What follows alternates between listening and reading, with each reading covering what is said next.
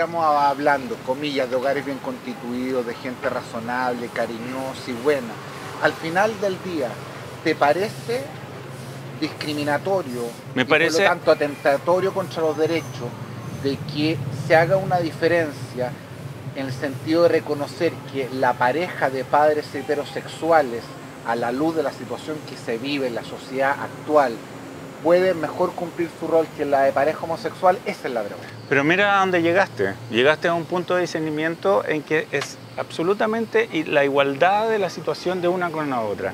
¿Existe tal situación? Y fíjate que esa situación que tú estás poniendo sirve para que se produzca un derroche de discriminación que llega hasta el guacho. ¿Tú tienes amigos guachos? Sí, probablemente. Yo tengo amigos guachos y son... O sea, porque lo digo porque lo dice este amigo que yo conozco, que lo dice él mismo, de sí mismo. Dice, yo nací guacho y viví solo con mi madre toda mi vida y a mi padre nunca lo conocí. Y se vinieron a encontrar a los 30 años. Y el tipo es una maravilla. Y eso que tuvo una sola madre. ¿Y cuántos han sido educados por sus abuelos, por sus tíos?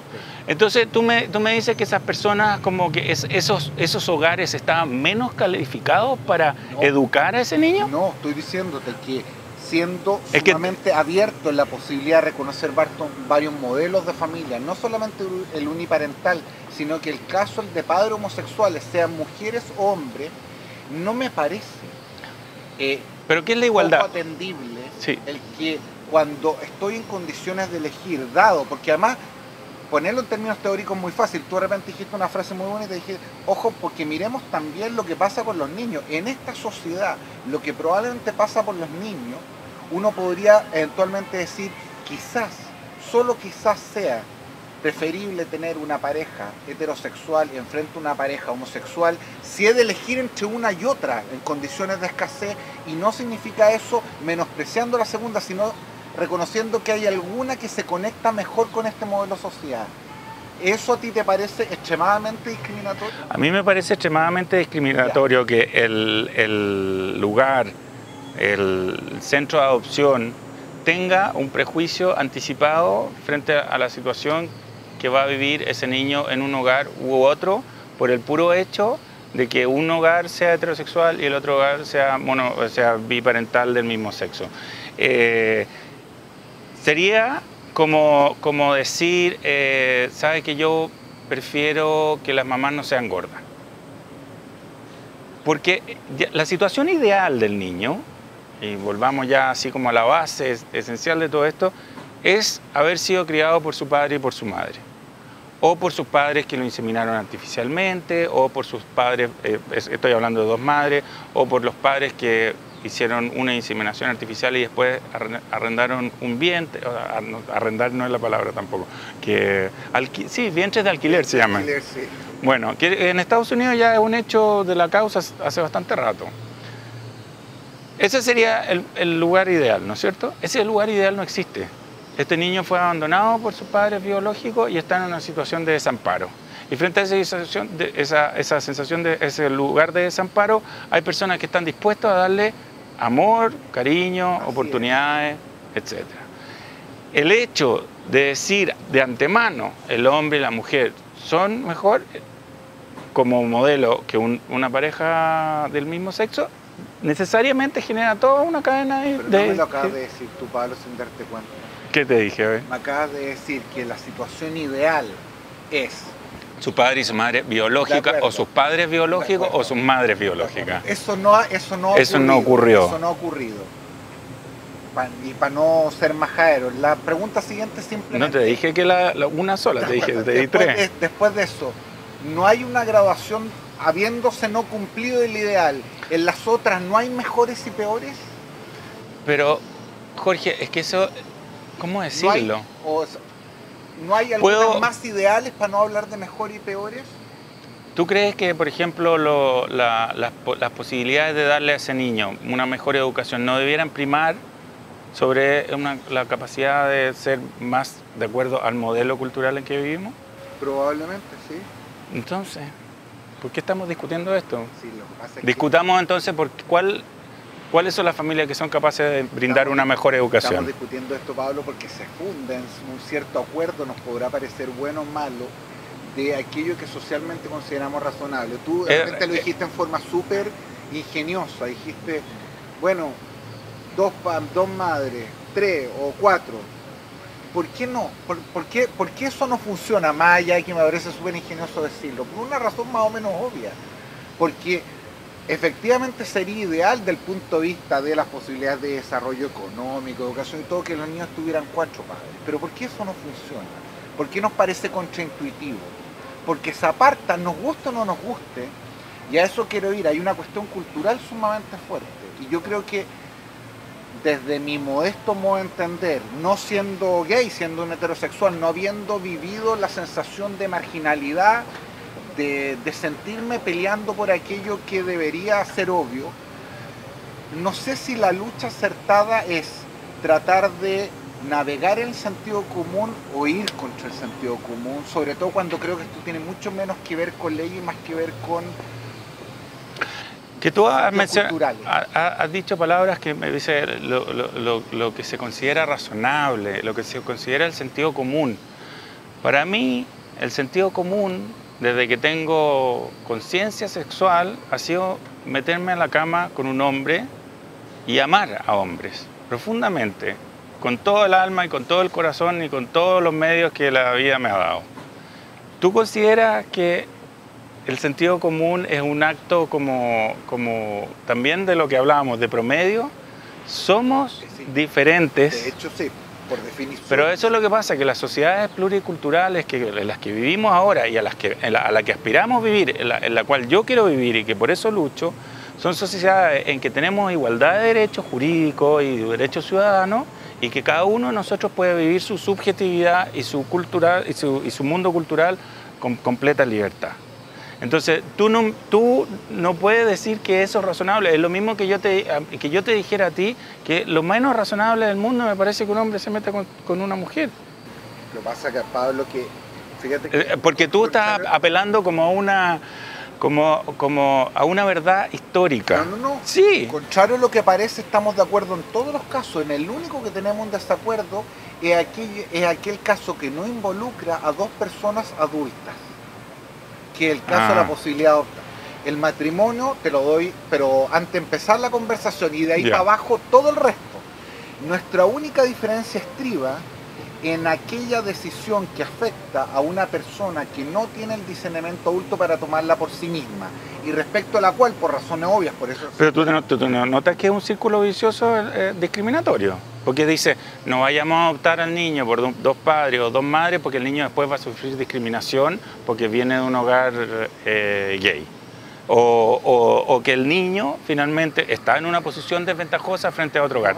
Pero eso cambia según las sociedades cambian. En Argentina mismo, cuando partió el debate sobre la ley de divorcio, este era el tema al que se llegó, que muy bien nosotros estamos tratándolo en primer lugar, y como tú mismo decías, no sé si fuera cámara o en cámara, se ordena todo hacia atrás.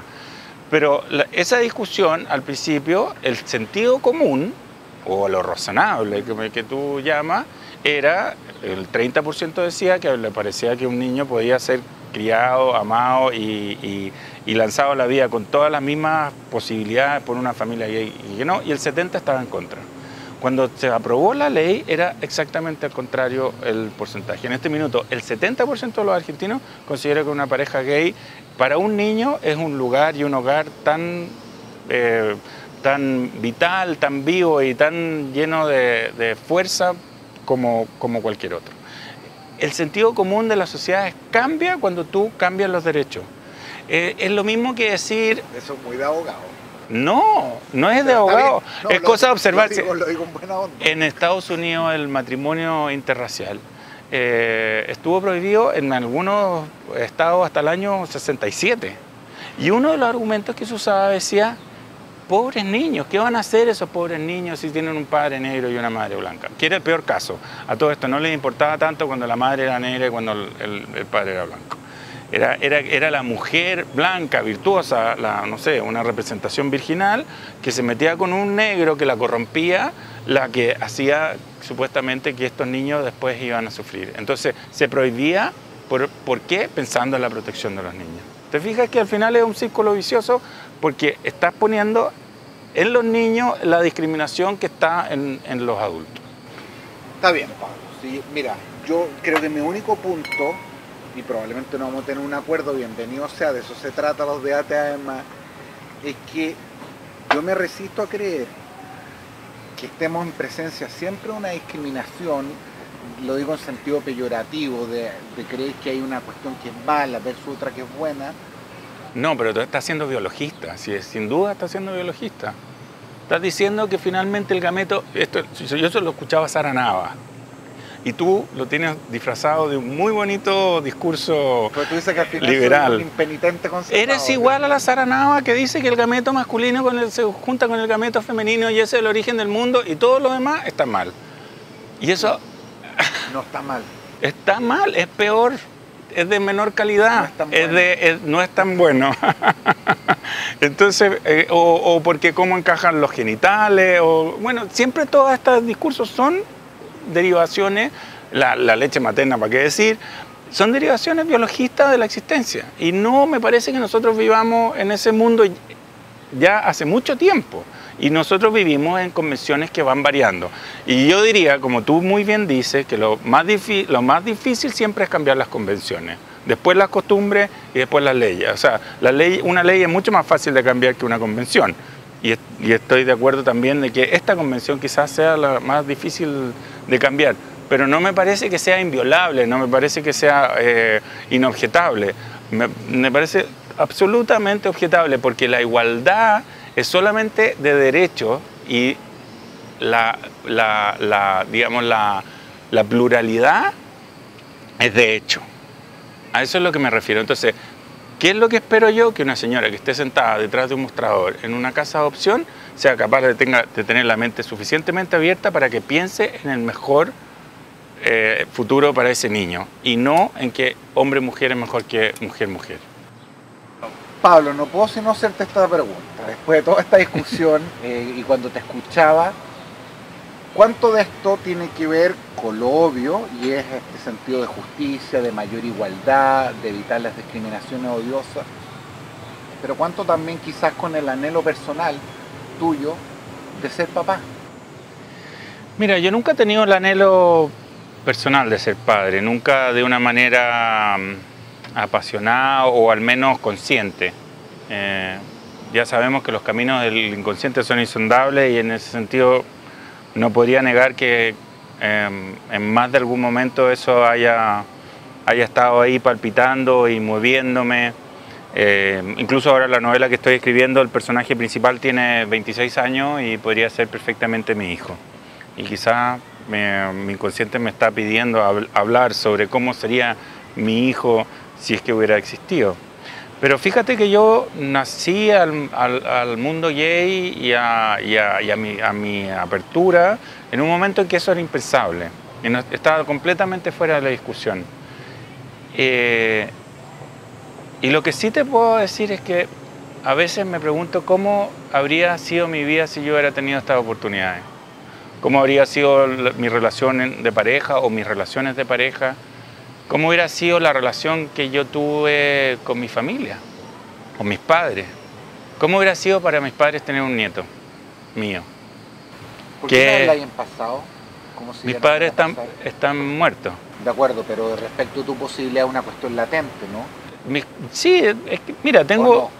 No, yo siento que estoy un poco viejo ya para tener hijos. Tengo 49 años, voy a cumplir 50.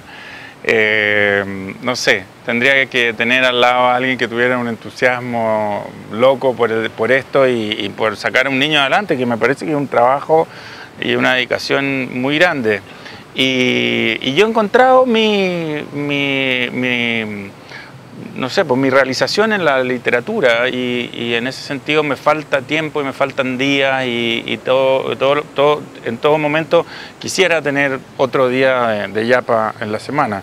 Entonces, claro, no veo la posibilidad de que aparezca un hijo. Estoy organizado de otra manera, mi vida hogareña tiene un sentido totalmente orientado hacia mi trabajo literario. Entonces, como que sería un cambio formidable. Pero también yo ahora, en este minuto, estoy empezando una relación de pareja Pero si a los 25 años, cuando tuve mi primera relación de pareja, yo estuve 16 años con una persona, si en ese minuto hubiéramos tenido los dos jóvenes saliendo de nuestros hogares, encontrándonos en el amor, en la pasión, en las ganas de fructificar, hubiéramos querido tener hijos y quizás hubiéramos construido otra familia. Me gusta eso, otra familia.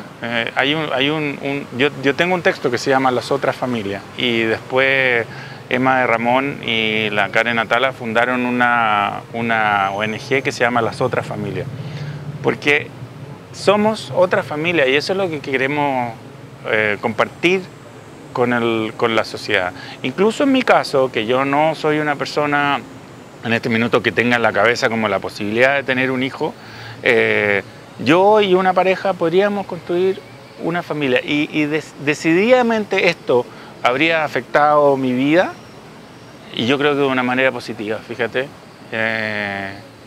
Y también hubiera afectado la vida mía insertado en la sociedad, insertado en mi familia, insertado en mi mundo de pertenencia. De acuerdo. Quiero agradecerte, Pablo, súper buena y entretenida entrevista. Quedé golpeado con esto de que soy una versión sofisticada de la Sara Nava, pero voy a tener que mirar, porque probablemente sí, tiene que ver con que no.